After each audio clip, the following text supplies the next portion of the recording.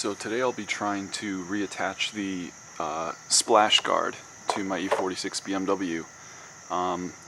The clips on it are a little bit corroded and it keeps falling off. So I'm going to try to fix that with a new set of push pins for the front holes here and just some generic speed nuts and hardware. So the first thing to do is to remove the old quarter turn fasteners. So there's this plastic washer that retains them so they don't fall out. So I believe just pulling up on that,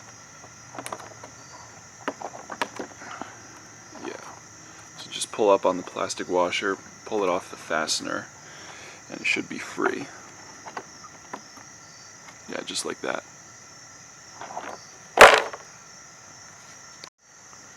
So there are 7 fastener locations. There are 2 on either side, 2 on that side and 2 on that side, and then 3 on the back. 1, 2, 3.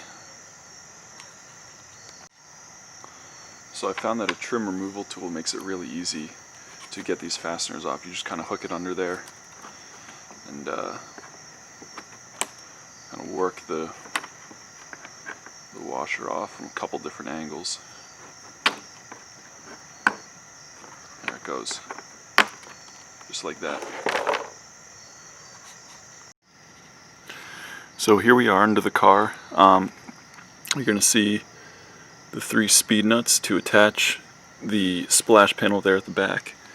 And then on either side you'll see 2 more there and there. And you can see this one's already kind of falling out. So what I'm going to do now is take these off and replace them with the new speed nuts.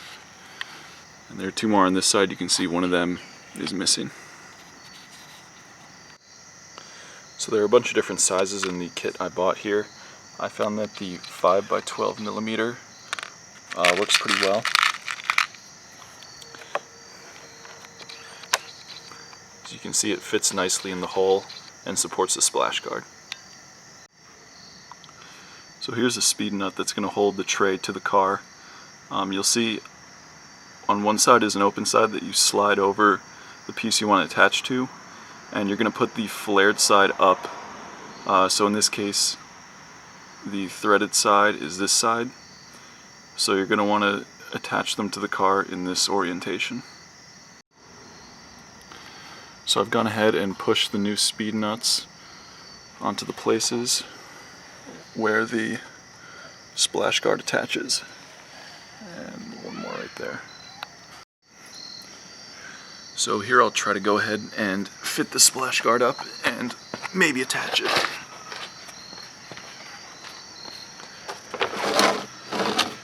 So if you'll notice, you want this kind of ridge to end up in that chamfer there. So you're going to want to angle the splash guard kind of like this and then push it up and into place, just like that. So now that the splash guard's in, I'm going to go ahead and try to get the rear bolted up.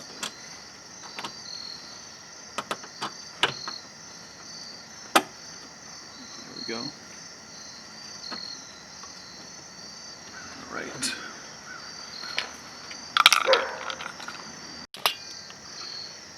I'm going to try to get another bolt in here.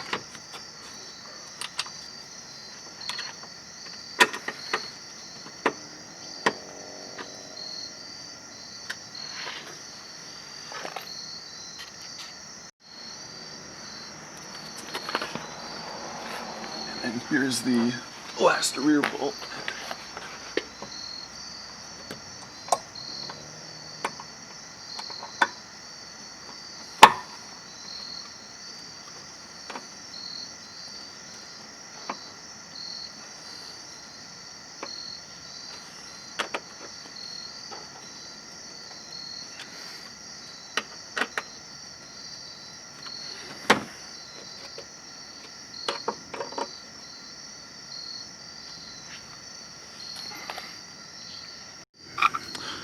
Just 2 more bolts on the side over here.